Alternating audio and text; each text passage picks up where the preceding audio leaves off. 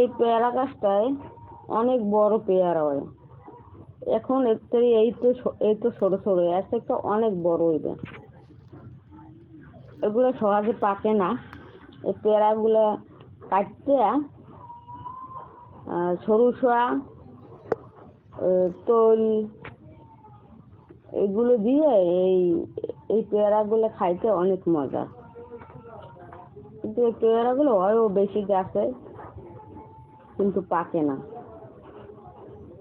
এগুলো বানাই খায়। এগুলো একটা মানে একটা হুদা মজা লাগে না।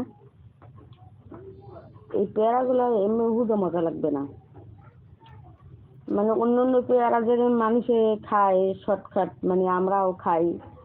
আমাদের আরো পেয়ারা গাছ আছে 2-3টে, মানে এই পেয়ারা গাছেরটা আমরা খাই। এখন পাকছে, তো এই পেয়ারা গাছের এইগুলো পাকে না। এগুলা দাগ পড়বে, পোক্ত হইবে, দাগ পড়বে, দাগ পড়ার পরে আস্তে আস্তে পচে যাবে, কিন্তু পেয়ারাগুলো পাকে না। কিন্তু এগুলো স্বাদ আছে।